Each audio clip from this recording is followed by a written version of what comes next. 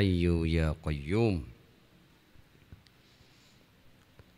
Ya hayyu ya qayyum birahmatika nastaghith fa'aghithna wa la takilna ila anfusina tarfata ainin abada wa aslih lana sya'nana kullah.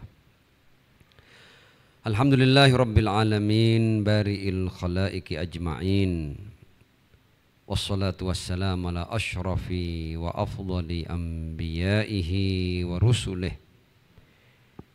habibihi wa najibihi wa safiyyihi wa khiratihi ala khalqih, al-mahmudil ahmad, al-abdil muayyad, al-mustafa al-amjad, abil qasimil mustafa Muhammad.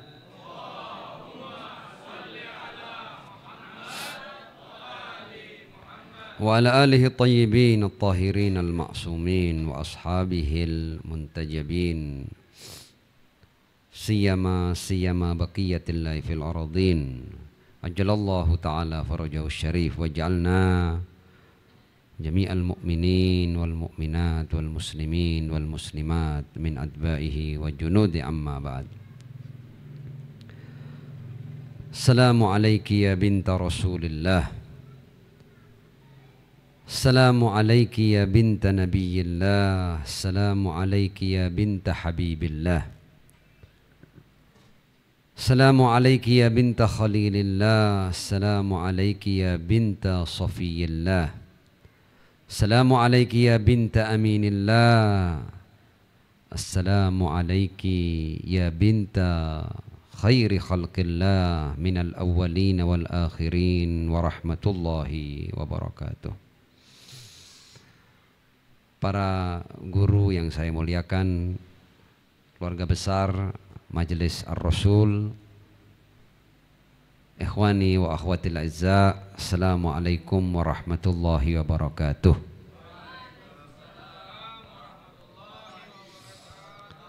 Pada malam hari ini kita semua berkumpul dalam suasana penuh dengan sukacita dalam rangka kita memperingati kelahiran Sayyidah Fatimah Az-Zahra alaihassalam.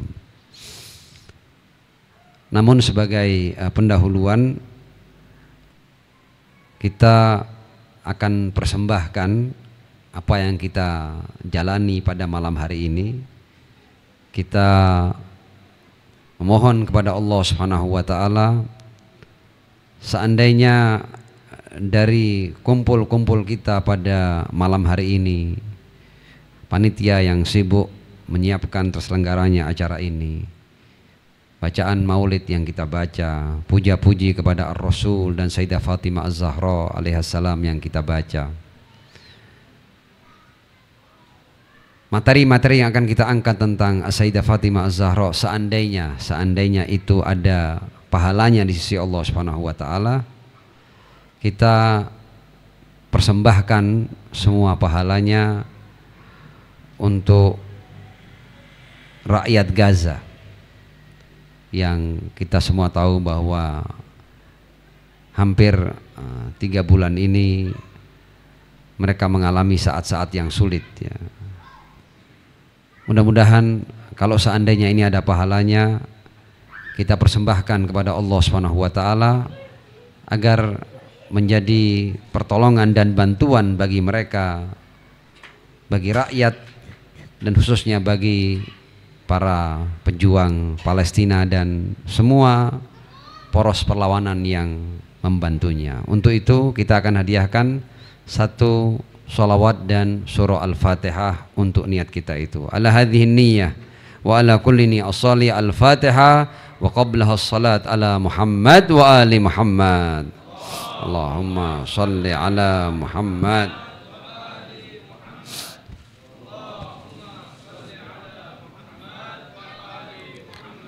Allahumma salli ala Muhammad wa ali Muhammad wa ajil farajahum. A'udzu billahi minasyaitonir rajim. Bismillahirrahmanirrahim. Alhamdulillahi rabbil alamin arrahmanir rahim maliki yaumiddin. Iyyaka na'budu wa iyyaka nasta'in. Ihdinas siratal mustaqim. Shiratal ladzina an'amta 'alaihim ghairil maghdubi 'alaihim waladdallin. Walhamdulillahirabbil alamin. Adapun apa yang hendak saya sampaikan pada malam hari ini. Pertama, acara-acara seperti wiladah dan syahadah atau peringatan-peringatan lain terkait Ahlul Bait alaihimussalam, seumpama ketika kita memperingati Yaumul Bi'tsah, Yaumul Ghadir, apapun yang terkait dengan Ar-Rasul dan keluarga sucinya, dan kemudian kita wujudkan dalam bentuk acara seperti pada malam hari ini, sebenarnya acara-acara ini adalah semacam pengikat.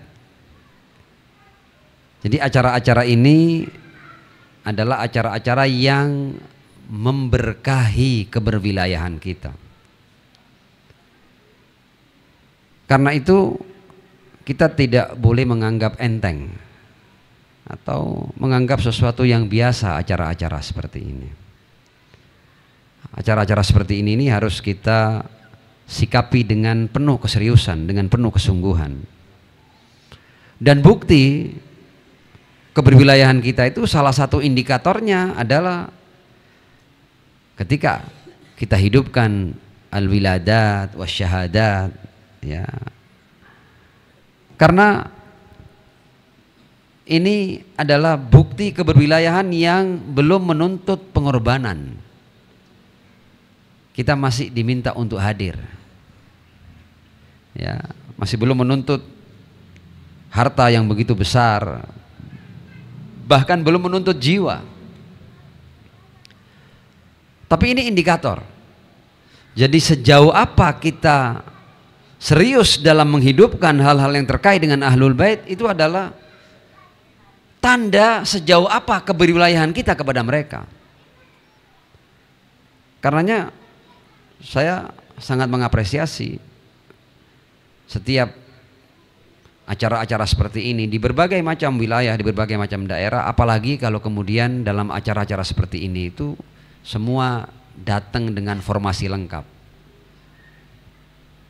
Ya ayahnya, ya ibunya, ya anak-anaknya, ya bayinya kalau kebetulan punya bayi. Biarkan anak-anak itu ramai, menangis apa. Tapi hadir di acara seperti ini. Karena kalau tidak ada acara-acara seperti ini, sangat mungkin kita akan jauh dari wilayah, akan jauh dari para imam suci Ahlul Bait alaihimussalam. Jadi kalau Anda bertanya untuk Indonesia umpamanya, apa yang membuat masyarakat Ahlul Wilayah ini masih eksis, adalah acara-acara seperti ini. Karenanya acara seperti ini dari waktu ke waktu harus kita tingkatkan kualitasnya.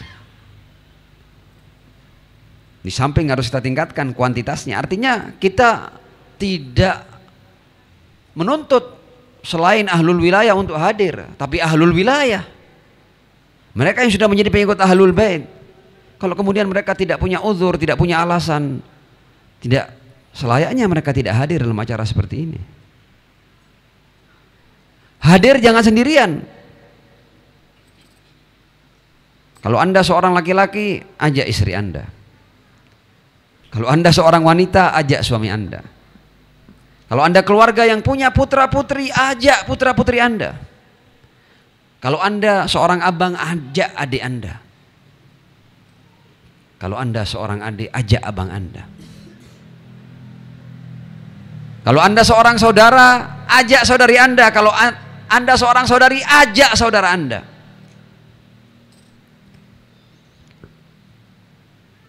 Karena ini indikator yang paling minimal, sekedar hadir. Hadir untuk kita, dan ini banyak berkahnya. Silaturahmi, ada kajian ilmu. Ya.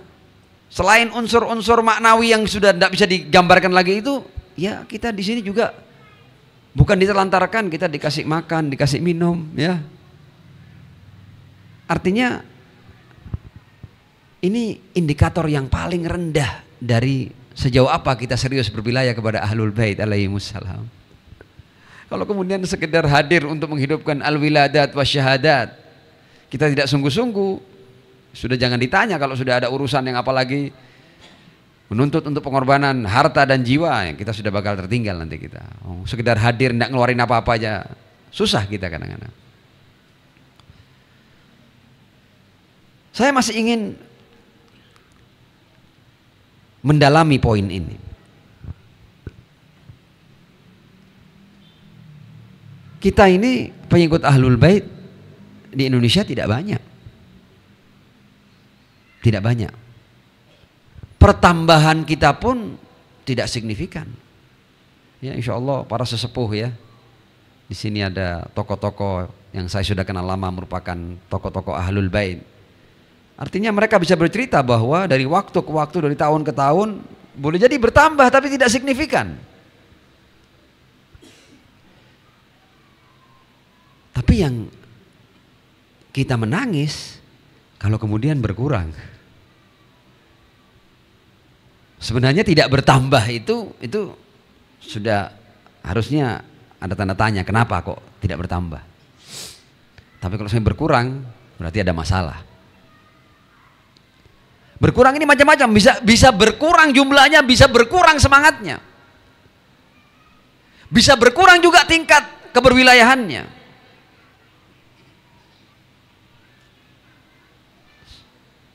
Saya perlu berbagi cerita yang tanda kutip menyedihkan ya. Berbeda ya, terus terang saja berbeda. Generasi awal, generasi yang mengalami konversi ya.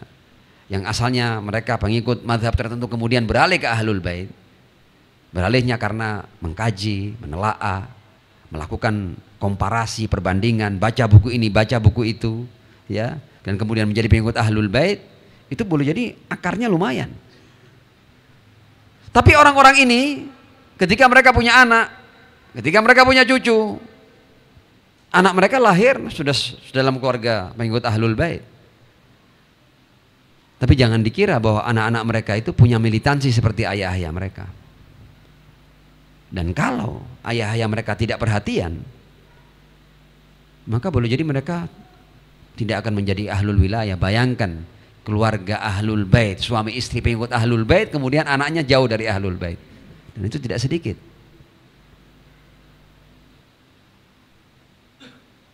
Dan cara untuk menjaga itu setidaknya memang kita minoritas. Boleh jadi kita tidak punya sekolah sendiri di setiap wilayah, di setiap tempat. Tapi seanda-andanya kita punya hari-hari syahadah, hari-hari wiladah, peringatan Ghadir, malam-malam Muharram. Jangan sampai kita tidak hadir, jangan sampai kita tidak ajak keluarga kita. Karena akarnya di sini. Karena saya sangat mengapresiasi kepada siapapun yang mampu menjaga acara-acara ini tetap hidup. Karena acara-acara ini bagi kita yang minoritas ini adalah akar, ini adalah pengikat, tali pengikat. Tinggal bagaimana kita menyikapinya. Agar kita kalaupun tidak bertambah tidak apa-apa, tapi jangan sampai kita kehilangan. Kalau tidak bertambah dari luar, seanda-andanya yang keturunan kita, yang generasi bawah kita, generasi kedua, generasi ketiga, jangan sampai tidak menjadi pengikut Ahlul Bait. Ada banyak cerita ayah ibunya aktivis, tapi anaknya tidak pernah diajak di acara-acara seperti ini, tidak dikenalkan Ahlul Bait, otomatis mendapatkan pendidikan di luar, sehingga dia menjadi seorang muslim dengan pemahaman yang tidak seperti pemahaman kedua orang tuanya. Anda tahu yang terjadi, dan di banyak tempat ini kemudian nanti anak ini menjadi penentang ayah ibunya untuk urusan mazhab ini. Jangan sampai kita kehilangan yang sudah di tangan kita. Apalagi kita tidak punya gerakan apa namanya itu, semacam gerakan penyiahan, kan tidak punya kita kan, bukan agenda kita itu. Orang kalau mau tahu tentang Syiah, orang mau bertanya tentang Syiah, kita akan berikan jawaban. Anda ikut atau tidak itu urusan Anda. Kita tidak punya gerakan khusus untuk menyiarkan orang, tidak punya itu kita. Nah, ini mungkin supaya kita semua ini ikut memikirkan acara-acara seperti ini, majelis seperti ini. Apalagi ini sudah punya tempat, sudah punya semuanya ini. Tinggal bagaimana kita tingkatkan kualitas dan kuantitasnya. Dari yang sudah ada, kita tidak perlu cari orang dari luar. Sallu ala Muhammad wa ali Muhammad.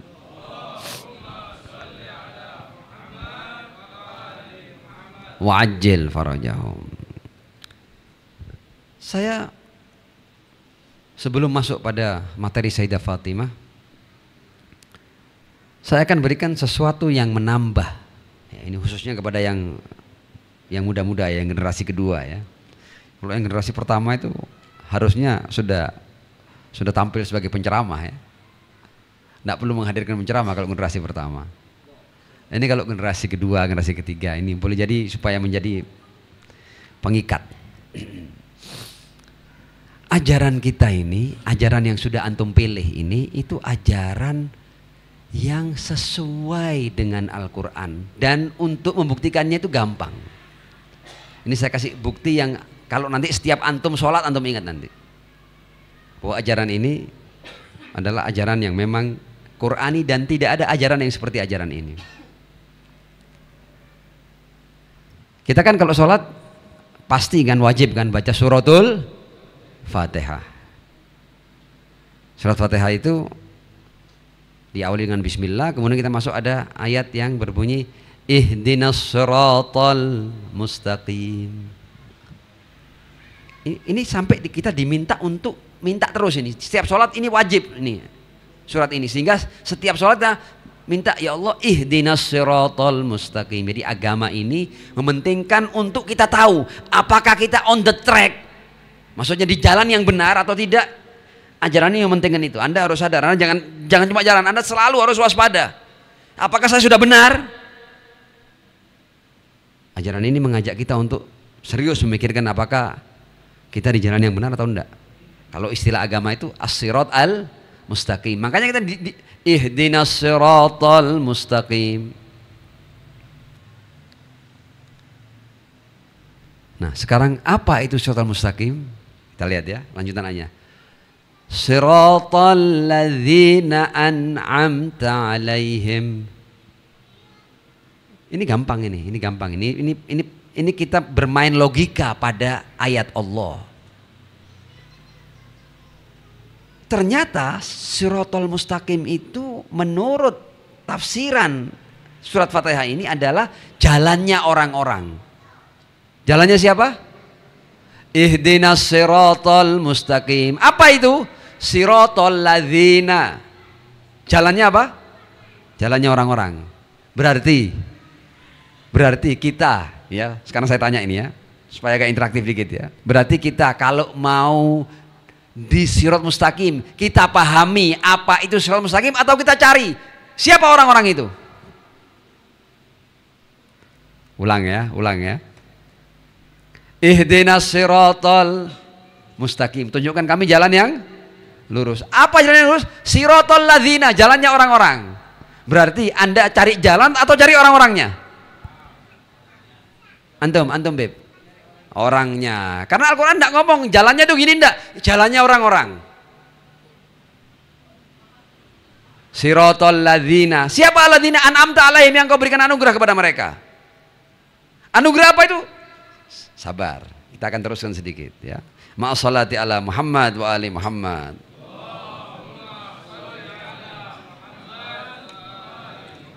Wa'ajjil farajahum.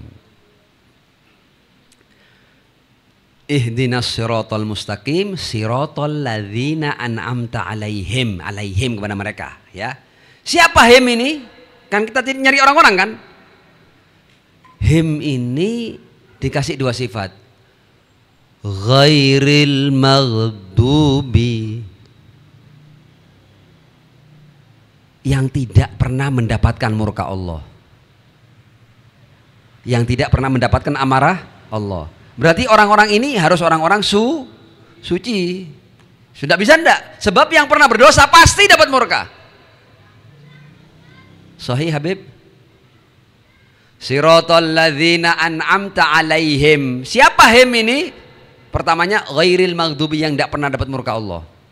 Berarti harus tidak boleh pernah berbuat dosa. Kalau sekali pernah berbuat dosa, berarti dia maghdub. Kalau maghdub tidak bisa kita ikuti. Jelas? Ghairil maghdubi. Bukan cuma tidak pernah berdosa. Ada kriteria-kriterianya. Waladhdallin. Tidak pernah keliru. Ada orang kalau tidak tahu, dia berbuat kesalahan. Kalau dia tidak tahu, kadang dihukumi tidak berdosa karena dia tidak tahu kok. Ya. Tapi ini Al-Quran untuk Shiratal Mustaqim ini hati-hati banget. Dikasih kriteria level tinggi. Tidak pernah dapat murka, berarti tidak pernah berbuat dosa. Bukan hanya tidak pernah keliru, tidak pernah salah berarti.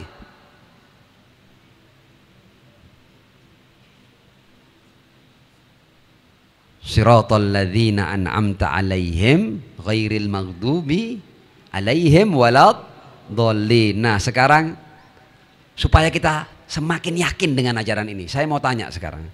Silakan Anda cari madhab dalam Islam ya, yang memberikan kriteria bahwa pemimpin panutannya harus ghairil maghdub dan harus waladdallin, sehingga akan mengantar kita pada Shiratal Mustaqim. Ada enggak selain Syiah? Saya ulang lagi ya.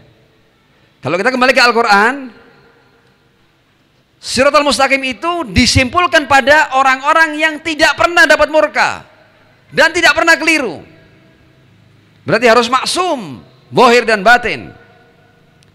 Sekarang kita tanya, ada enggak dalam Islam ini madhab, aliran atau apapun yang memberikan kriteria pemimpinnya harus ghairil maghdub dan harus waladdallin, sehingga mengantar kita pada as-sirat al-mustaqim selain ajaran yang antum pegang sekarang ini? Ada yang punya kriteria seperti itu? Saya belum menemukan. Kalau ada yang menemukan, tolong kabari saya. Selain Syiah, Imamiyah, Itsna Asyariyah, Ja'fariyah. Sholawat.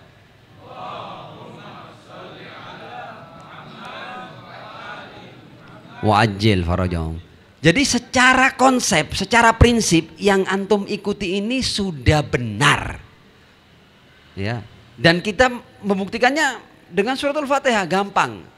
Enggak perlu kita cari penafsir-penafsir yang serbannya besar, enggak. Ini sangat gampang. Ya. Ya, karena enggak terlalu jelimet kan. Nah, silakan nanti dikaji lebih jauh. Adapun setelah kita memberikan dasar yang kuat pada ajaran yang kita ikuti ini, kita akan berbicara tentang orang-orang ini. Dan orang-orang ini diantaranya adalah Sayyidah Fatimah Az-Zahra alaihissalam, ma'as salati ala Muhammad wa ali Muhammad.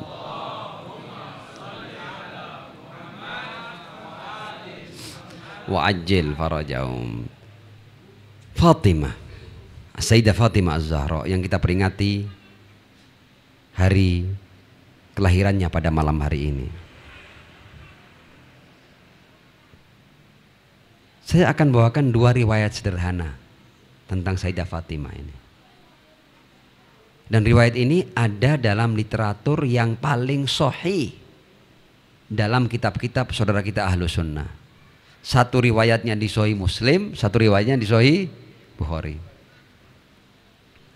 Yang di Sahih Muslim riwayatnya begini bunyinya. Rasul pernah berkata kepada Sayyidah Fatimah, "Ya Fatimah,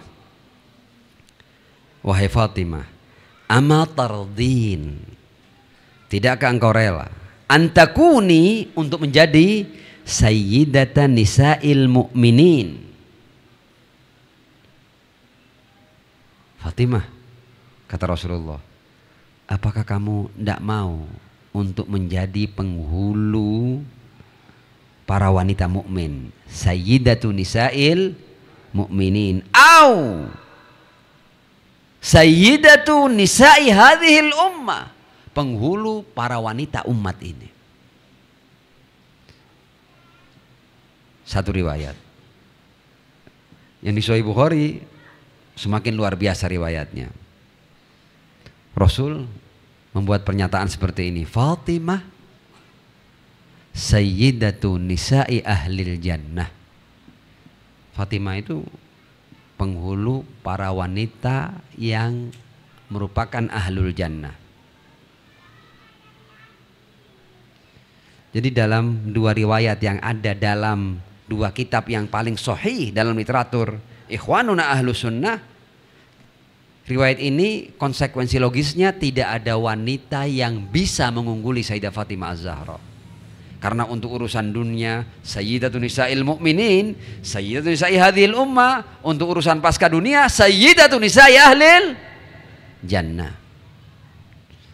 Jadi sudah tidak ada bandingannya. Kita akan memahami lebih jauh, ini kenapa sih kok sampai disebut penghulu para wanita mukmin? Kenapa juga sampai disebut penghulu para wanita ahli surga? Kita lihat dimensi-dimensi Sayyidah Fatimah. Apakah ada yang mengunggulinya atau tidak? Kita lihat dalam poin-poin singkat.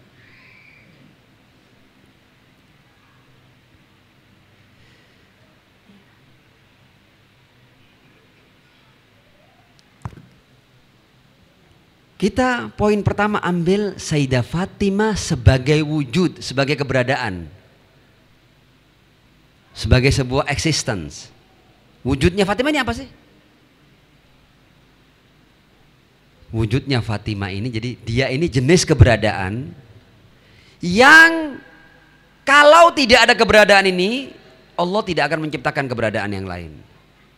Sayyidah Fatimah masuk dalam Ashabul Kisah yang sering kita baca itu, li khamsatun utfi biha harral wabail Hatimah al-Mustafa wal Murtada wabnahuma wa Fatimah. Yang kemudian kita punya hadis populer namanya hadisul Kisah, baik yang riwayat Ummu Salamah ataupun yang riwayat panjang dari Sayyidah Fatimah Az-Zahra sendiri alaihassalam.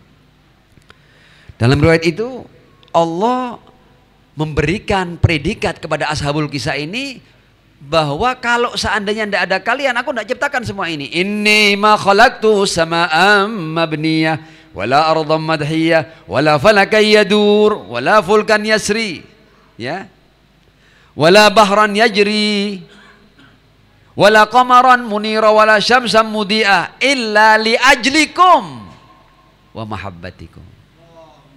Salli ala Muhammad wa ali Muhammad. Jadi singkat saja, wanita ini dari segi keberadaan dia adalah alasan keberadaan semua kita ini. Alasan keberadaan semua keberadaan selain mereka. Allah saya ngomong inni ma khalaqtu sama'an mabniyah wala ardan madhiyah wala falakan yadur wala bahran yajri wala fulkan yasri wala syamsan mudi'a wala qamaran munira. Aku tidak ciptakan semua illa li ajlikum wa mahabbatikum. Jadi kalau kita mau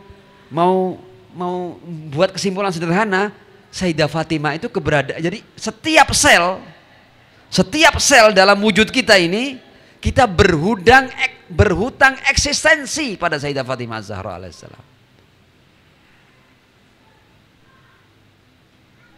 Jadi ini keberadaan yang bukan sembarang keberadaan. Illa li ajlikum wa mahabbatikum. Poin berikutnya. Jadi kalau kita ngomong keberadaan yang tidak ada keberadaan yang lebih daripada ini. Tidak ada yang melebihi Ashabul Kisah. Karena apa? Karena ini jenis keberadaan yang karenanya Allah menciptakan keberadaan yang lain. Satu, dua.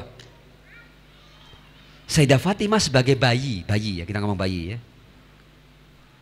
Kita semua tahu Sayyidah Fatimah itu benihnya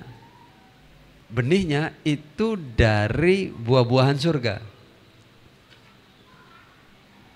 Jadi benih yang masuk ke dalam rahim Sayyidah Khadijah alaihissalam itu sepenuhnya benih surgawi. Karena itu kita sering mendengar Ar-Rasul setiap kali rindu aroma surga akan mencium Sayyidah Fatimah Az-Zahra alaihissalam. Jadi wujud kayak tadi itu benihnya surga. Jadi tidak ada unsur non surgawinya Sayyidah Fatimah Az-Zahra alaihissalam sebagai bayi ya. Kemudian sebagai bayi juga. Sebagai bayi dia itu muhadditsah. Jadi Sayyidah Fatimah lakopnya dua ya, ada muhadditsah, ada muhaddatsah. Nanti dua-duanya akan kita bahas singkat. Muhadditsah, jadi kalau selama ini kita berdecak kagum oleh putra Maryam Isa alaihi salam dengan segala keutamaan dan kebesarannya, ini berbicara ketika sudah lahir. Sayyidah Fatimah Az-Zahra sudah berbicara kepada bundanya Sayyidah Khadijah ketika masih di kandungan. Karena itu mendapat gelar muhadditsah. Jadi sebagai wujud seperti tadi, sebagai bayi seperti ini, tidak ada yang mengungguli Sayyidah Fatimah. Antum cari mana ada bayi yang seluruh benihnya adalah unsur-unsur surgawi, Anda tidak akan temukan. Minal awwalin wal akhirin, Anda tidak akan temukan.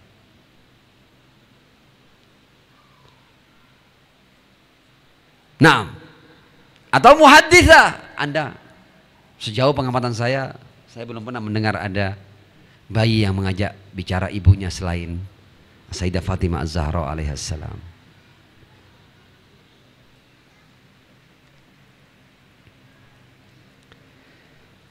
Sebagai wanita, tadi kan wujud bayi, sebagai wanita sekarang.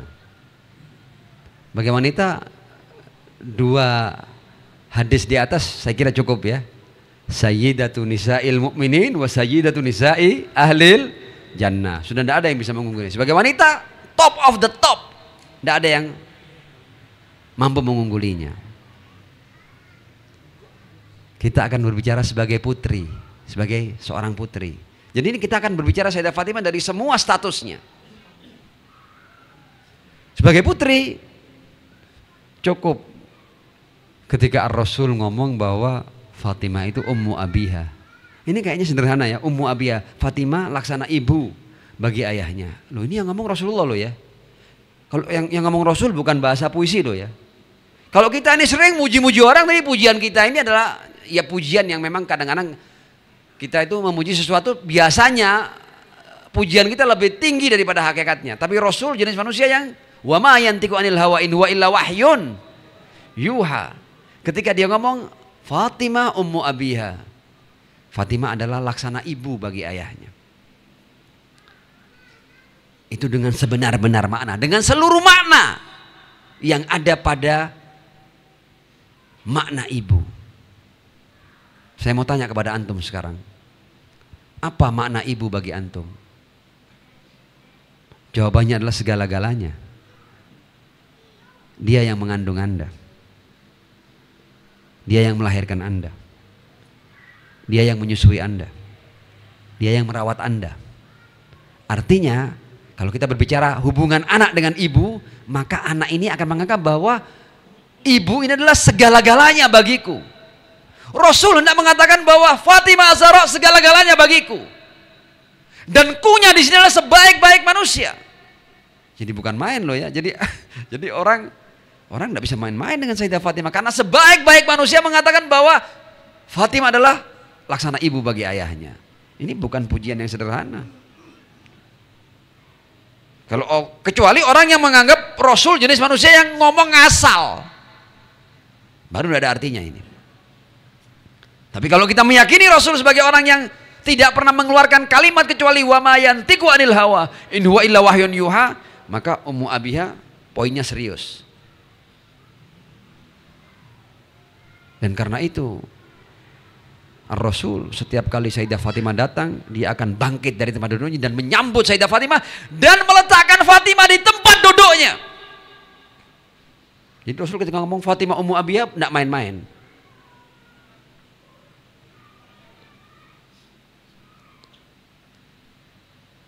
Nah, kita akan berbicara Sayyidah Fatimah sebagai istri ya. Tadi kan sudah semua kan? Sebagai wujud sudah, sebagai bayi sudah, sebagai wanita sudah, sebagai putri sudah. Ini pun hanya dalam keterangan-keterangan singkat. Masing-masing poin ini bisa satu perpustakaan tersendiri kalau kita mau bahas ya. Sekarang sebagai istri.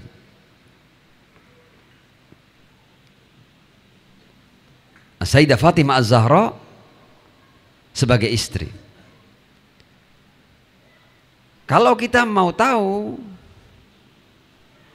istri, ya kita harus tanya suaminya dong. Ya kan? Dan suami Sayyidah Fatimah Az-Zahra adalah Maulal Muttaqin, Amirul Mukminin, Ali bin Abi Thalib alaihi salam. Kita lihat sekarang apa apresiasi Ali bin Abi Thalib untuk istrinya. Tapi sebelumnya, sebelum kita mengutip kalimat Imam Ali ini, kita harus tahu siapa Imam Ali. Imam Ali itu bukan sembarang manusia juga. Imam Ali itu padanan jiwa Rasulullah. Oh, orang Syiah itu hulu. Masa Imam Ali dianggap padanan Rasulullah? Oh, berarti tidak baca Al-Quran dia. Kalau dia baca Al-Quran dan dia sampai pada ayatul mubahalah, Allah memanggil Ali bin Abi Thalib sebagai jiwa ar-Rasul sallallahu alaihi wa alihi. Qul ta'alau nadu abna'ana wa abna'akum. Dalam peristiwa mubahalah, abna'ana wa abna'akum yang diajak adalah Al-Hasan wal Husain alaihi wassalam. Wa nisa'ana wa nisa'akum yang diajak As-Sayyidah Fatimah Az-Zahra alaihi salam. Wa anfusana wa anfusakum yang diajak Ali bin Abi Thalib alaihi salam.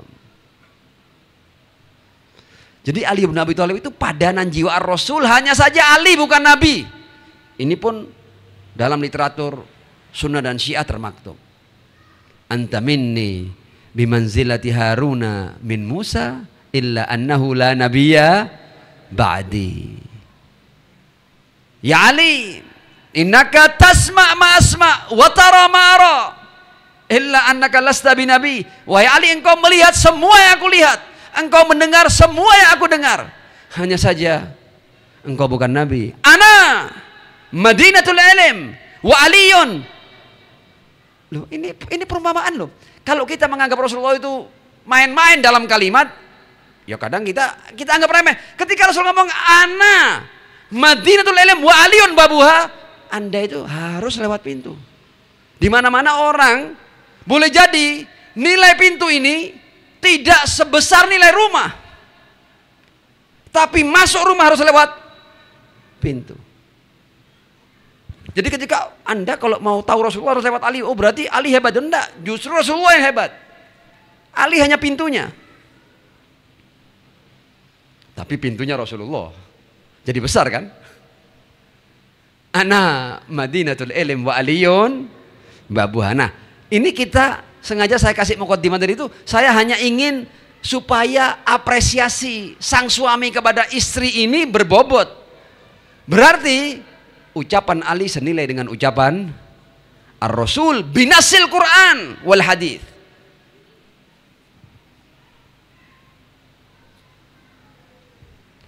Imam Ali ketika hendak berbicara tentang Sayyidah Fatimah Az-Zahra, Imam Ali ngomong begini.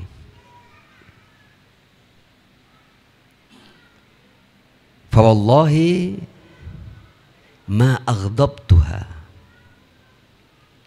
Imam Ali bersumpah, demi Allah, ini diucapkan setelah Sayyidah Fatimah meninggal.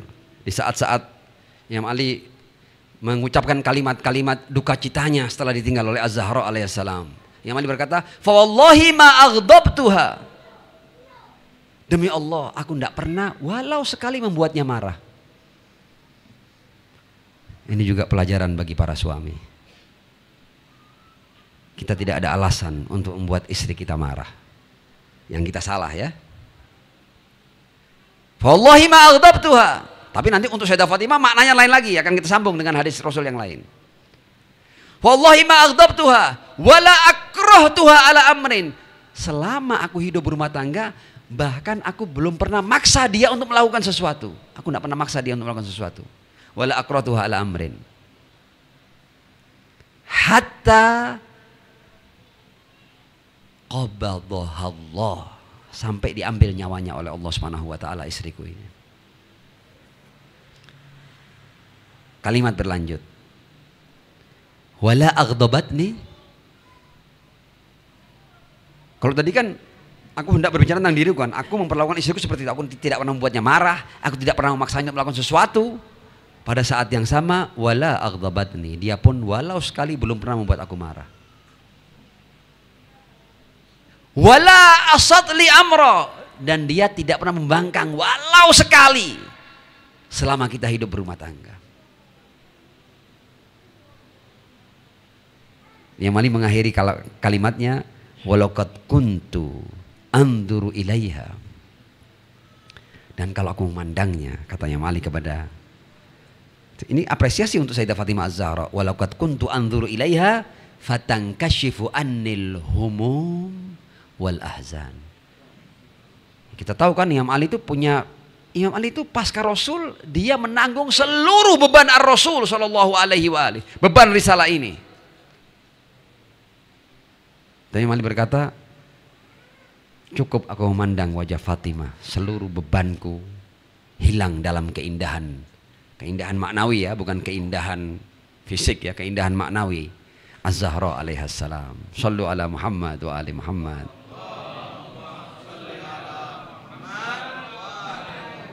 Ini Imam Ali yang ngomong sabartu wa fi aini qadha wa fil halqi saja. Imam Ali ini ngomong aku sabar, sabarnya orang yang tidak menjerit ketika ada duri menancap di matanya dan ada tulang melintang di kerongkongannya.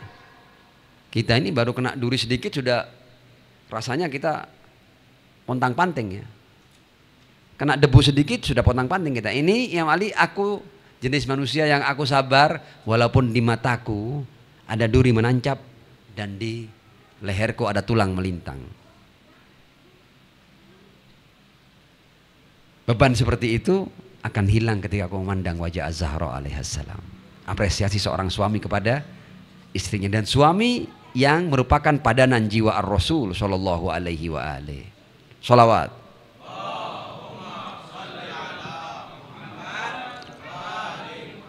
Wa ajil farajahum. Kita akan lanjut. Fatimah sebagai ibu. Fatimah sebagai ibu. Jadi ini dalam semua profesi, dalam semua statusnya, Fatimah nomor satu, nomor wahid terus, top of the top. Karena itu Rasul tidak sembarangan ngomong sayyidatun nisa'il mu'minin, sayyidatun nisa'i ahlil jannah, tidak sembarangan, ada buktinya semuanya. Fatimah sebagai seorang ibu.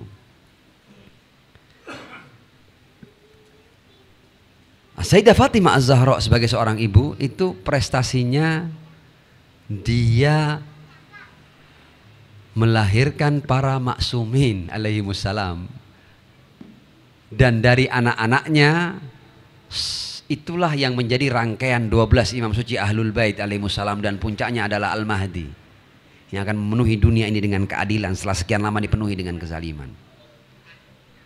Itu kalau Anda mau melihat Fatimah sebagai ibu. 11 para pemimpin langit pasca Rasulullah Shallallahu Alaihi Wasallam adalah dari keturunan Fatimah alaihassalam. Bukan sembarang prestasi. Sebagai ibu, prestasinya dia mempersembahkan kepada semesta, bukan hanya dunia, kepada semesta para pemimpin langit pasca Rasul Shallallahu Alaihi Wasallam. Al-Hasan, thumma Al-Husain, thumma Ali ibn al-Husain as-Sajjad, Muhammad al-Baqir, Ja'far as-Sadiq, Musa al-Kadhim, Ali al-Ridha, Muhammad al-Jawad, Ali al-Hadi, Hasan al-Askari, thumma sahib al-asri wa zaman al-Imam al-Mahdi al-Muntadhar ajarallahu ta'ala farajahu syarif.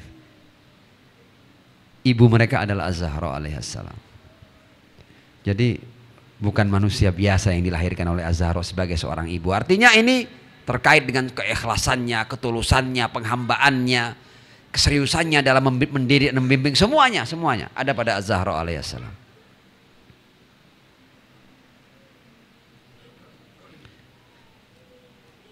Nanti yang puncak, poin puncak di akhir, kita akan lihat Sayyidah Fatimah dalam Hal-hal yang sederhana. Contoh umpamanya profesinya sebagai tetangga umpamanya. Sebagai tetangga, kita kan sering mendengarkan riwayat yang ketika Imam Hasan bertanya, wahai bundaku, kenapa aku mendengar engkau setiap bangun malam, engkau habiskan banyak malam, dan aku dengar engkau mendoakan fulan dan fulan dan fulan, puluhan orang kau doakan. Di sebelah kanan rumahmu, deretan sebelah kiri rumahmu, di hadapan rumahmu, di belakang rumahmu, puluhan orang. Wahai bunda, aku ingin mendengar kapan doamu untuk kami anak-anakmu. Sayyidah Fatimah itu bangun malam dan yang didoakan para tetangganya. Sayyidah Fatimah hanya berbicara kepada anaknya, al-jar thummaddar. Al-jar thummaddar. Mendahulukan yang tetangga daripada yang di rumah. Ini kalau mau dibahas panjang, tapi sekedar ini karena kita hanya pointing saja bahwa Sayyidah Fatimah sedemikian perhatiannya kepada para tetangganya. Sampai-sampai waktu-waktu malamnya dia gunakan mendoakan puluhan orang. Sampai anaknya ketika mendengar, tidak mendengar nama keluarganya. Al-jar thummaddar. Sebagai guru.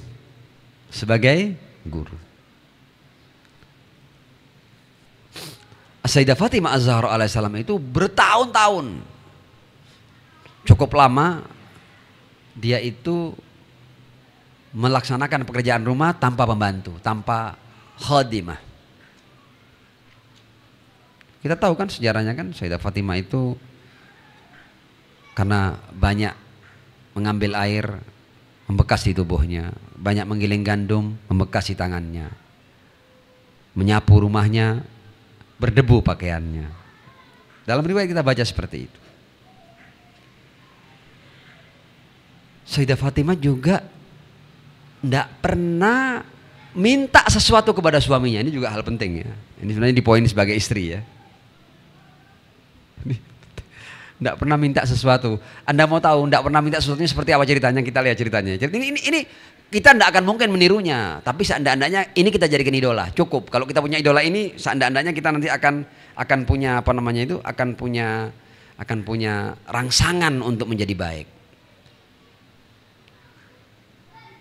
Itu Imam Ali pernah datang di rumah dan kemudian bertanya, ada yang bisa kita makan? Rupanya dari luar lapar.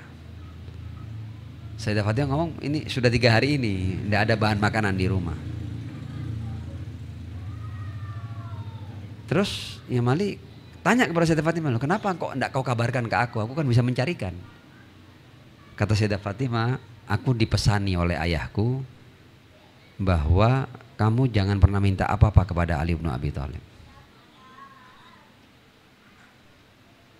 Ini kan kayaknya cerita sederhana kan? Ini cerita tidak ada bahan makanan di rumah.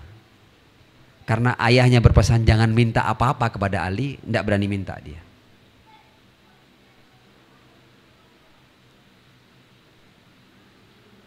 Jadi urusannya makan loh ya. Tidak minta. Ita'atan li amri rasuliha.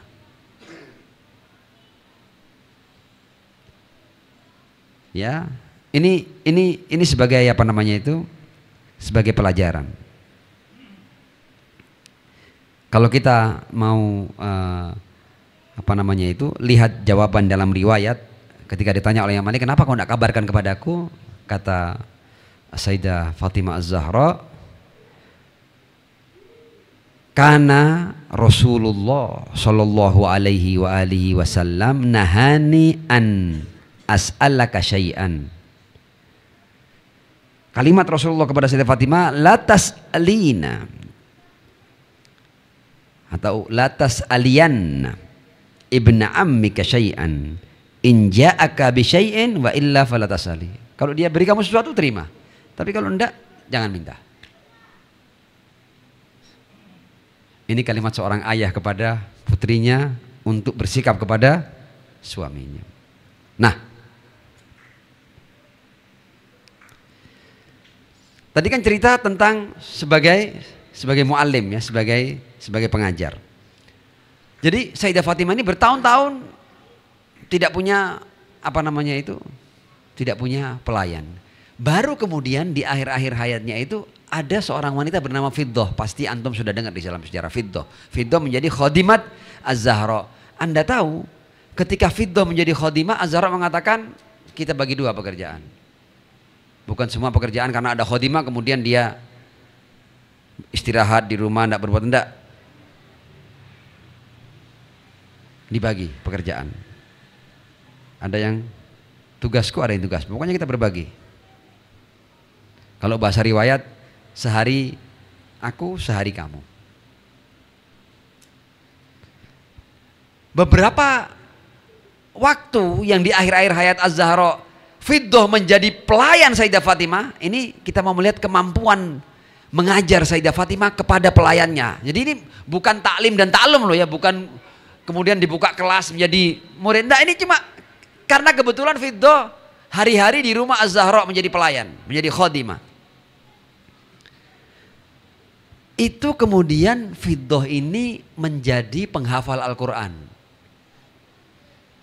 Mungkin Anda bertanya, kalau penghafal biasa zaman sekarang ini anak umur 6 tahun, 7 tahun, 8 tahun, 10 tahun hafal biasa. Oh iya, ini hafal yang luar biasa. Fiddah ini karena menjadi pelayan di rumah Az-Zahra alaihissalam, sejarah mencatat Fiddah ini hafal Al-Quran, dan bukan hanya hafal Al-Quran, dia punya kemampuan untuk berkomunikasi hanya dengan Al-Quran. Jadi pasca wafatnya Az-Zahra, sejarah mencatat sekitar 20 tahun Fiddah ini masih hidup. Fiddah itu menjawab semua pertanyaan dan komunikasi. Setiap yang mau berdialog dengannya, dia jawab dengan Al-Quran. Hasil dia belajar dari Sayyidah Fatimah Az-Zahra alaihissalam. Jadi 20 tahun komunikasi dengan semua orang dan jawabannya selalu Al-Quran dan nyambung. Ada dalam riwayat contohnya, tapi kalau saya baca sekarang akan mengambil waktu. Silakan Anda baca buku-buku tentang Sayyidah Fatimah, lihat tentang Fiddah, bagaimana Fiddah mampu berkomunikasi selama 20 tahun sampai akhir hayatnya, pasca wafatnya Az-Zahra, pasca syahadah Az-Zahra, hanya dengan Al-Quran. Kemampuan mengajar Sayyidah Fatimah Az-Zahra alaihissalam. Nah, sekarang kita akan bahas Az-Zahra sebagai hamba. Sebagai hamba seperti apa ini? Ini kita lihat ini. Yang pasti dari awal tadi kita paham bahwa Az-Zahra ini minal maksumin. Hamba itu dia maksum, ya. Termasuk yang ghairil maghdubi dan waladhdallin tadi ya. Di awal tadi. Sebagai hamba itu kualitasnya. Kemudian sebagai hamba itu sampai-sampai dia dalam, kan kita manusia ini kan semua diuji oleh Allah kan. Kita kan diuji kan. Tapi dalam ujian itu insya Allah kita banyak tidak lulusnya kan. Banyak melanggarnya kan. Banyak rapot merahnya kan kita. Tapi kalau Az-Zahra sampai-sampai yang kita baca dalam ziarah itu kan, ya mumtahana. Setiap manusia mumtahan. Kita ini mumtahan. Kalau wanita mumtahana. Tapi kita lihat Az-Zahra itu jenis yang diuji seperti apa. Ya mumtahana imtahanakillah alladzi khalaqaki qabla an yakhluqaki fawajadaki limamtahanaki sabirah. Jadi ini jenis manusia yang oleh ilmu Allah yang tidak terikat oleh ruang dan waktu, Allah memahami bahwa semua ujian dia lalui dengan nilai sempurna. Fawajadaki limamtahanaki sabirah. Ini sekarang puncaknya sebagai hamba. Sebagai hamba itu Sayyidah Fatimah Az-Zahra, karena ini poin yang sangat penting, maka saya ambilkan dalilnya dalam riwayat Ahlus Sunnah. Dalam kitab-kitab yang paling sahih dalam literatur Ahlus Sunnah. Dikatakan dalam riwayat itu, ini riwayat yang luar biasa tentang Sayyidah Fatimah Az-Zahra alaihissalam. Kita kan poinnya hamba tadi kan, hamba dia maksuma, dalam urusan imtihan dia lulus dengan nilai sempurna. Saya tambahkan lagi ya, dia muhaddatsa, sebagai hamba ini muhaddatsa. Muhaddatsa itu tadi kan muhadditsa ketika dia mengajak ibunya berbicara ketika masih di kandungan. Ini muhaddatsa pasca wafatnya atau syahadahnya Ar-Rasul sallallahu alaihi wa alihi, kana Jibril ya'tiha. Jibril tidak berhenti datang kepada Sayyidah Fatimah Az-Zahra. Jadi dia muhaddatsa. Jadi masa pasca syahadah Ar-Rasul sampai syahadah beliau yang kurang lebih sekitar 75 hari ya atau lebih, dalam beberapa riwayat datangnya Jibril berulang-ulang itu menjadi mushaf Fatimah. Ini yang kemudian orang Syiah dituduh bahwa punya Quran lain namanya mushaf Fatimah. Dan mushaf Fatimah memang itu imla'nya Jibril kepada As-Sayyidah Fatimah. Tapi tidak ada halal haram, tidak ada tentang syariat, tidak. Ini bukan kitab suci, bukan. Orang itu sering menganggap bahwa setiap wahyu turun jadi kitab suci, tidak. Rasul itu wa ma yantiqu anil hawa in huwa illa wahyun yuha. Yang jadi kitab suci hanya Al-Quran yang kita miliki ini. Tapi Jibril yang tidak berhenti turun kepada Ar-Rasul, ada banyak yang tidak jadi kitab suci. Kadang jadi takwilnya, kadang jadi tafsirnya, kadang jadi hadis qudsi. Jadi tidak harus wahyu malaikat jadi kitab suci, tidak harus. Atau ketika malaikat turun kepada Sayyidah Maryam tidak jadi kitab suci. Ya. Atau bahkan ketika Allah mewahyukan sesuatu kepada lebah. Ada kan wahyu kepada lebah. Apa kemudian ada kitab suci tawon? Kan tidak ada kan? Nah, tidak harus. Jadi malaikat turun memberikan wahyu tidak harus jadi kitab suci. Nah, sebagai hamba tadi ini, Sayyidah Fatimah itu sedemikian tingginya sampai Rasul mengatakan, ini dalam riwayat Ahli Sunnah ini, Innallaha, ini sudah top ini, la yaghdab li ghadabi Fatimah. Wih,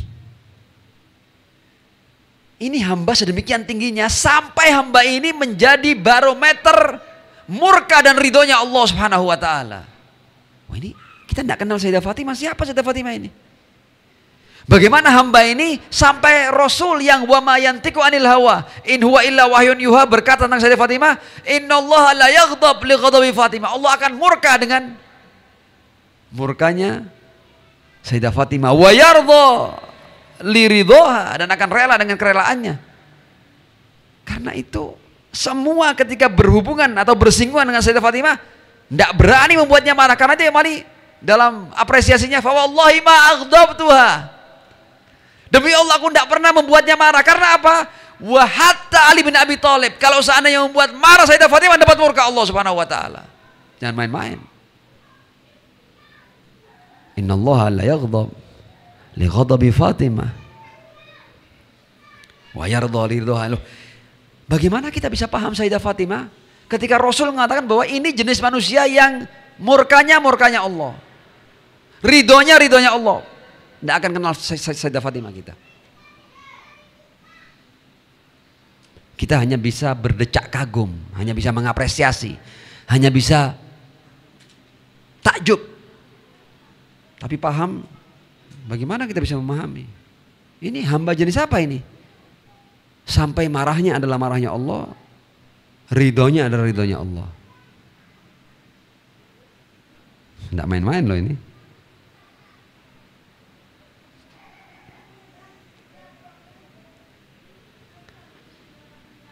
Karena itu Sayyidah Fatimah Az-Zahra alaihissalam adalah jenis manusia dan jenis wanita yang dalam semua sisinya best of the best, top of the top. Tidak ada duanya. Sallu ala Muhammad wa ali Muhammad.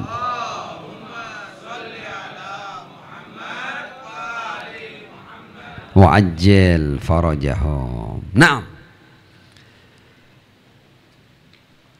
sekarang Saya akan masuk pada bagian kedua. Bagian kedua ini tidak akan sepanjang bagian pertama ya, tapi ini penting. Ini penting untuk kita belajar sesuatu tentang wanita. Belajar sesuatu tentang wanita. Dan ini ada di Al-Quran. Dan sebelum kita mulai, mari kita baca sholawat 3 kali. Sallu ala Muhammad wa ali Muhammad. Allahumma salli ala Muhammad wa ali Muhammad. Allahumma salli ala Muhammad wa ali Muhammad. Allahumma salli ala Muhammad wa ali Muhammad wa ajil farajahu. Pelajaran ini ada di surat At-Tahrim, tepatnya pada 3 ayat terakhir surat At-Tahrim.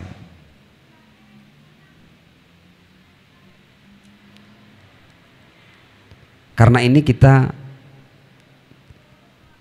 berbicara tentang Sayyidah Fatimah Az-Zahra, kita berbicara tentang wanita.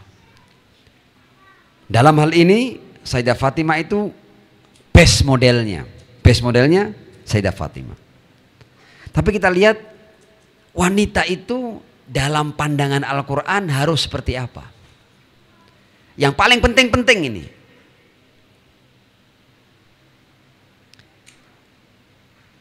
di 3 ayat terakhir surat At-Tahrim itu Allah membawakan contoh. Yang pertama itu contoh tentang orang-orang yang disebut dengan kafaru. Daraballahu mathalan lilladzina kafaru. Contoh orang-orang yang ingkar, yang kufur. Sampai dijadikan masal loh ya, dijadikan percontohan. Berarti ini bukan hal kecil ini.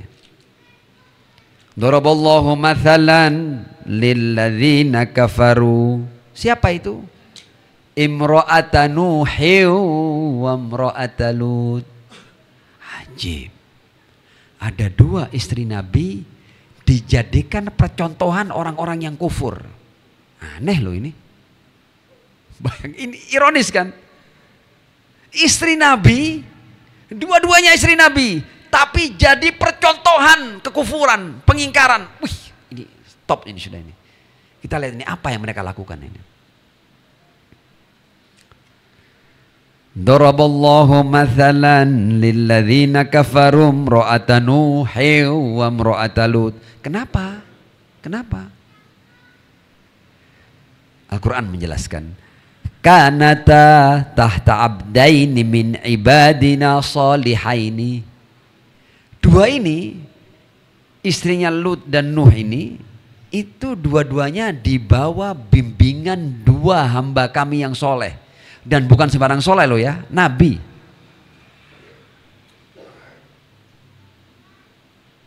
Ini masalah serius loh ya. Jadi ini manusia itu dia punya kebebasan untuk menentukan sikapnya. Bahkan dalam menentukan sikap ini, itu orang-orang terbaik tidak bisa memberikan pengaruhnya secara absolut.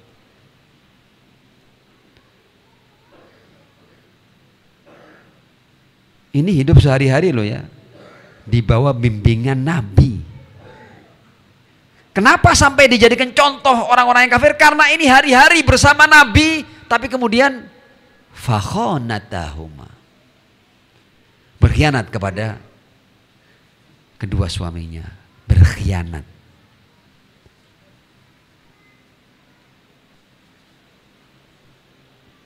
Kenapa saya katakan ayat ini serius? Bahwa Anda dekat dengan siapa bukan jaminan. Siapa suami Anda, siapa ayah Anda, siapa ibu Anda, siapa istri Anda bukan jaminan.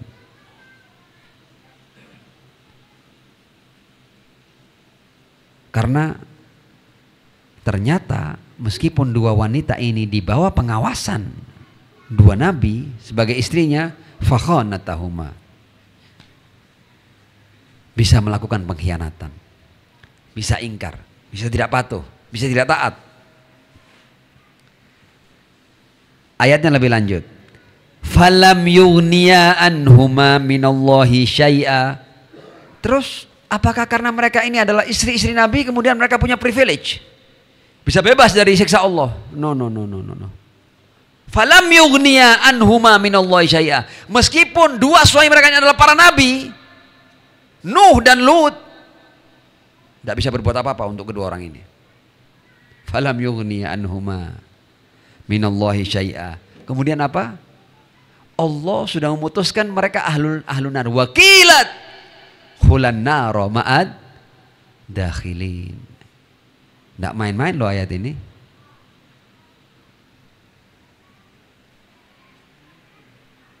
Jadi sebagai istri Nabi bukan privilege. Anda kalau tidak taat, Anda kalau berkhianat, bahkan Anda akan diperintahkan untuk masuk neraka. Wakilat khulan naro ma'ad dakhilin. Mungkin orang bertanya, kalau gitu berarti tidak semua nabi itu pinter membimbing ya? No. Jadi urusan membimbing ini urusan pihak satu dan pihak dua.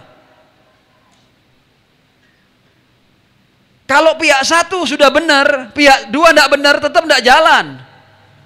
Ya, pihak satu sudah sempurna, pihak satu sudah menyampaikan tugasnya. Pihak satu, para nabi ini sudah menjadi suami dengan sebaik-baiknya. Semua bimbingan dan pendidikan sudah diberikan kepada para istrinya. Tapi kalau ini tidak mau taat, jangan salahkan nabinya.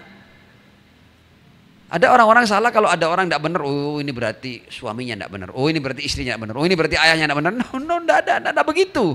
Kalau Anda kembali ke Quran, Anda tidak bisa menyalahkan buruknya anak, buruknya istri, buruknya suami kepada pasangannya, kepada ayahnya, kepada ibunya. Tidak bisa.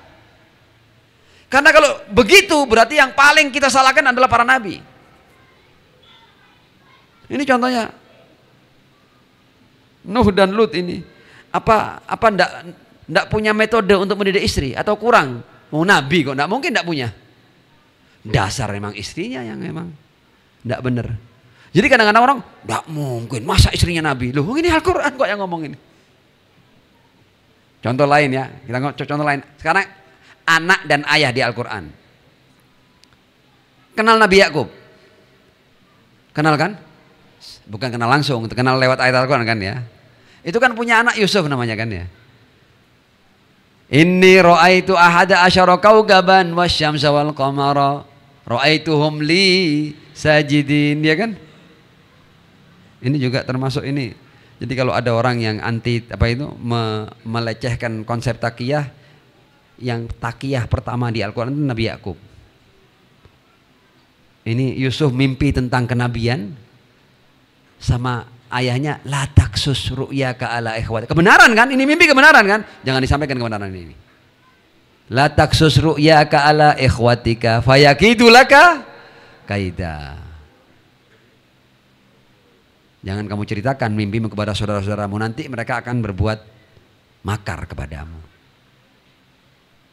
Dan terbukti kemudian anak-anak Yakub yang lain sepakat untuk membuang Yusuf, bahkan membunuh Yusuf alaihissalam. Saya mau tanya sekarang, apakah Nabi Yakub tidak berhasil nih di anaknya? Apakah konsep pendidikan Yakub keliru? Konsep tarbiyah rumah tangga Yakub keliru? Tidak. Yakubnya sudah menjalankan semua tugas dengan sempurna. Dasar anaknya yang memang tidak baik. Anda tidak bisa salahkan ayah karena anaknya tidak benar. Hari-hari bersama ayahnya. Loh, dan luar biasanya anak-anak Yakub di Al-Quran itu mereka ndak.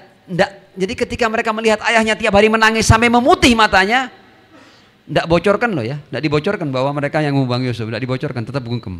Baru setelah kejadian baru mereka akhirnya dihadapkan pada realita yang menyakitkan itu dan mereka terpaksa mengaku. Tapi mereka tega loh ya, bertahun-tahun melihat ayahnya menangis untuk Yusuf sampai putih matanya, tega loh mereka.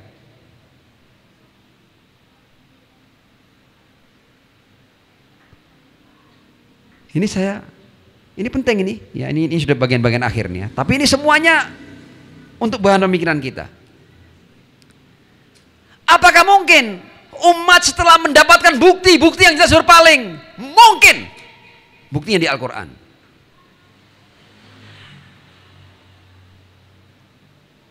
Ada umat itu yang nabinya selebriti, ya, nabinya selebriti karena terlalu banyak disebut di Al-Quran. Nabi Musa itu paling banyak disebut di Al-Quran, ya. Nabi Muhammad tidak sebanyak Nabi Musa. Ya. Mukjizat yang disebutkan di Al-Quran paling banyak mukjizat Nabi Musa. Wah, macam-macam mukjizat sudah. Tapi Bani Israel emang repot, agak repot emang.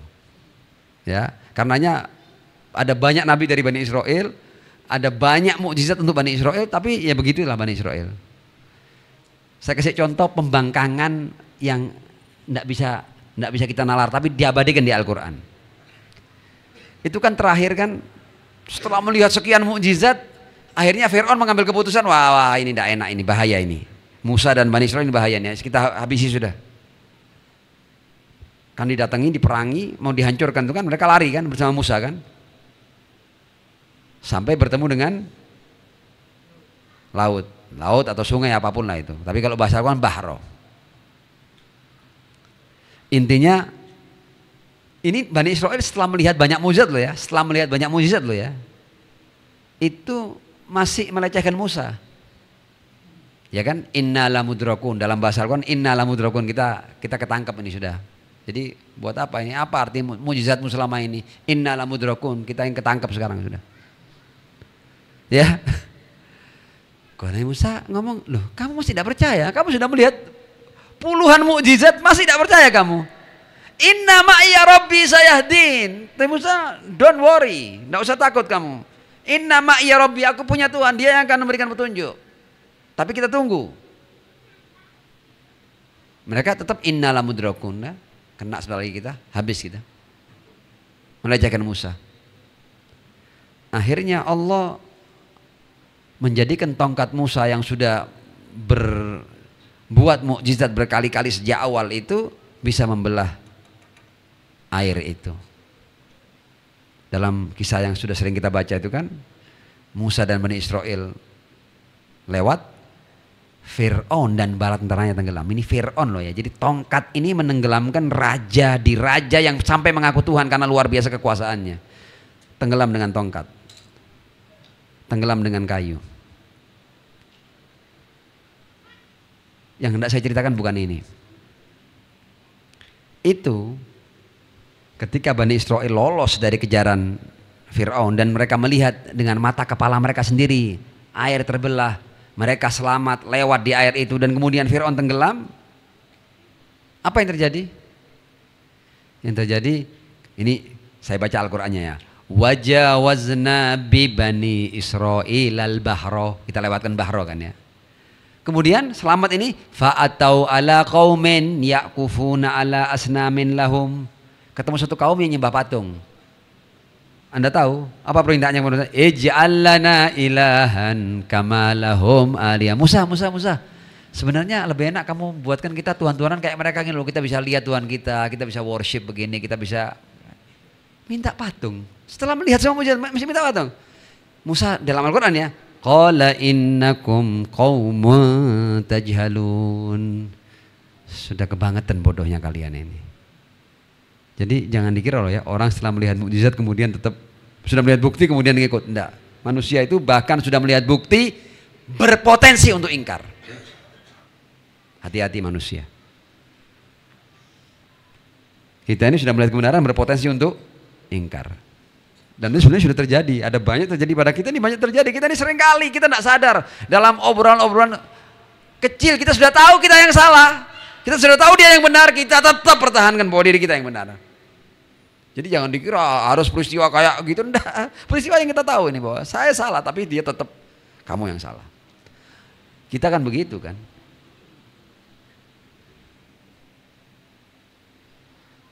Kejujuran, sportivitas, ketulusan, konsekuen. Anda kalau tahu ini benar ikuti. Ada konsekuensinya. Anda tahu ini benar, Anda tidak ikuti, Anda bermasalah loh ya. Anda bertanggung jawab di hadapan Allah. Jangan senyum-senyum. Tidak bisa.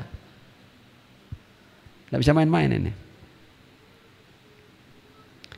Karena Anda sudah dicipta sebagai manusia. Manusia itu dengan semua perangkatnya. Ada jiwa, ada ruh, ada akal, ada nurani, ada wijdan. Kita ini dibuat oleh Allah sedemikian sempurnanya sampai kita layak untuk disiksa kalau kita keliru. Jadi kenapa kita kok ada disiksa? Karena kita sudah diciptakan sedemikian sempurnanya. Sehingga saking sempurnanya kamu ini, kamu layak diapresiasi. Pada saat yang sama kamu layak untuk dihukum. Hati-hati. Anda sudah jadi manusia. Kita sudah jadi manusia. Sebaik-baik makhluk Allah subhanahu wa ta'ala. Oke, kita akan lanjut dalam 5-10 menit ya. Insya Allah kita tutup. Ma'assalati ala Muhammad wa ali Muhammad.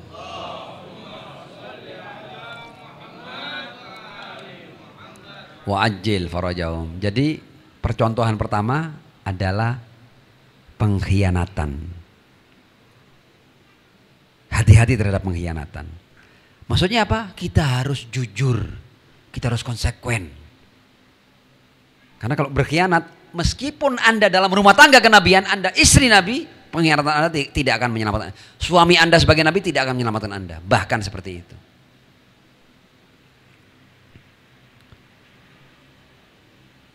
Ayat. Kan 3 ayatnya. Ini ayat yang kedua sekarang. Wa daraballahu mathalan lilladzina amanu. Contoh untuk orang yang beriman. Dan ini contoh-contohnya wanita semua ini. Dalam keburukan contohnya wanita di ayat ini ya, di surat ini ya. Dalam kebaikan contohnya wanita. Wa daraballahu mathalan lilladzina amanu imra'ata Fir'aun. Kenapa kok istri Fir'aun dijadikan contoh? Ini kan ironi kan? Istri Nabi, 2 istri Nabi dijadikan pencontohan kekufuran. Istri Fir'aun jadi contoh orang-orang yang beriman. Ini kan kayak walik gitu loh, kayak terbalik begitu loh. Tapi kita lihat, mereka menjadi percontohan kekufuran karena pengkhianatan mereka. Ini karena apa? Istri Fir'aun kita lihat. Wa daraballahu mathalan lilladzina amanu imra'ata Fir'aun.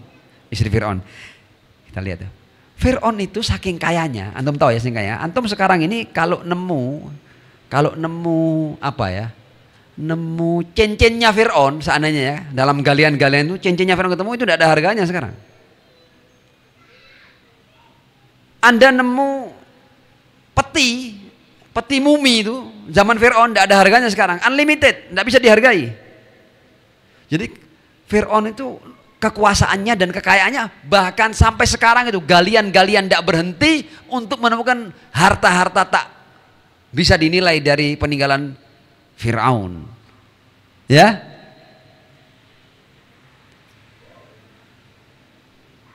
Tapi kita lihat ini istrinya Fir'aun yang menjadi istri Fir'aun dengan semua kekuasaan dan kekayaannya pada saat itu. Saking kayanya sampai ngaku Tuhan. Saking kekuasaannya di mana-mana sampai ngaku Tuhan.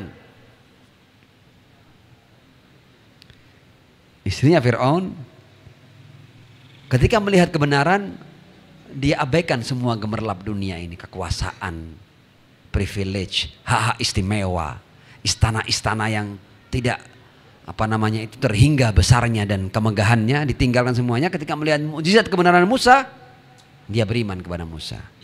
Dan kemudian pelajaran pentingnya adalah orientasi dunia ataupun akhirat. Ini pelajaran besar dari istri Fir'aun. Istri Fir'aun mengajarkan kepada kita, Anda jangan silau dengan gemerlap sesaat dunia. Kita lihat ya.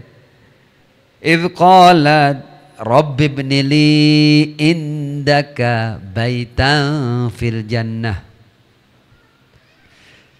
Kenapa sampai jadi percontohan? Karena dambaannya, fokusnya adalah sesuatu yang abadi. Rabbi ibni li indaka baitan fil jannah. Padahal di dunia dia istri Tuhan tanda kutip. Yang punya segala-galanya. Rabbi ibnili indaka baitan fil jannah. Kemudian wa najjini min fir'auna wa amalih, selamatkan aku dari Fir'aun dan perbuatannya. Artinya jangan sampai aku terlibat dalam kejahatan Fir'aun, dalam kezaliman Fir'aun. Dia ingin membersihkan dirinya. Dan dia disiksa kan akhirnya kan, menjadi syahidah istri Fir'aun ini.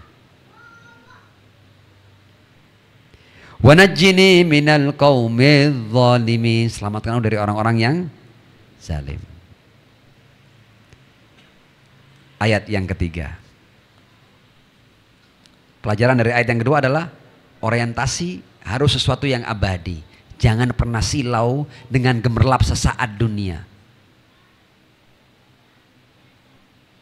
Ya, dunia ini sedemikian, harusnya sedemikian gampangnya kita memahami dunia dengan kita lihat tubuh kita ini. Tubuh kita ini menua, mengeriput, melemah, meloyo, membungkuk. Mata kita merabun. Ya. Gigi kita menanggal. Kulit kita mengeriput. Telinga kita memekak. Silakan Anda hitung sendiri sudah kemampuan-kemampuan Anda. Ini menurun semuanya ini. Apa yang mau Anda pertahankan? Untuk ini Anda berdusta. Untuk ini Anda menjilat. Untuk ini Anda berbuat zalim. Untuk ini Anda merampas. Untuk ini Anda menipu. Gila Anda. Kalau dengan menindas, dengan menipu Anda dapat keabadian, lakukan itu. Tapi kalau Anda dapat sesaat, jangan. Aktifkan akal Anda dan nurani Anda.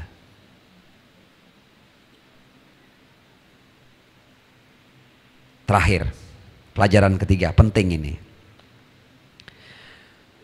Wa Maryam ibnata Imran allati, yang dijadikan contoh itu wanita namanya Maryam binti Imran. Kenapa kok sampai jadi percontohan? Allati ahsanat farjaha, yang menjaga kemuliaan dirinya. Loh, wanita itu kalau mampu menjaga kemuliaan dirinya, top of the top. Itu prestasinya Maryam. Gara-gara ini dia didatangi malaikat.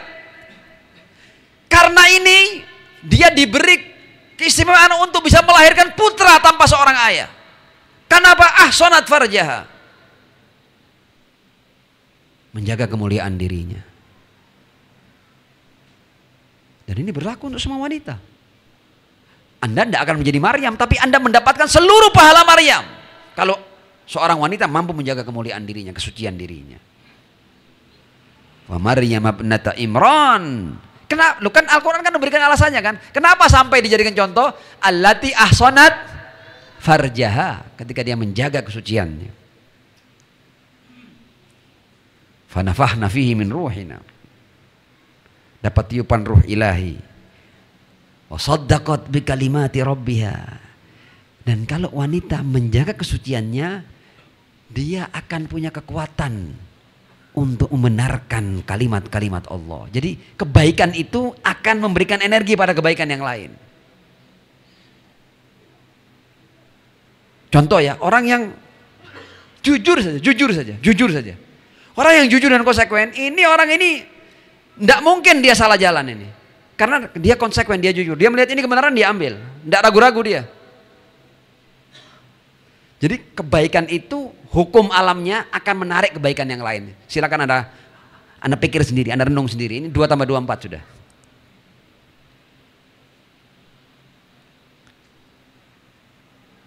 Ya. Wasaddaqat. Jadi karena kebaikan ahsanat farja, wasaddaqat bi kalimati rabbiha wa kutubihi wa kanat minal qanitin. Dia termasuk orang-orang yang patuh. Dan dalam semua nilai tadi, kalau Sayyidah Maryam dijadikan contoh, kemudian istri Fir'aun dijadikan contoh, ya. Tapi dari semua wanita yang paling unggul itu, yang menjadi penghulunya adalah Sayyidah Fatimah Az-Zahra alaihassalam. Mudah-mudahan apa yang kita kaji, apa yang kita bahas, apa yang kita angkat, yang kita kenang tentang Sayyidah Fatimah Az-Zahra alaihissalam mampu memberikan motivasi kuat kepada kita semua untuk mengarah kepada kebaikan, mengarah kepada penghambaan, mengarah kepada ketulusan, mengarah kepada orientasi sesuatu yang abadi, dan kita tidak pernah tertipu oleh sesuatu yang sementara yang bernama dunia ini. Asadallahu ayyamakum, thumma assalamu alaikum warahmatullahi wabarakatuh.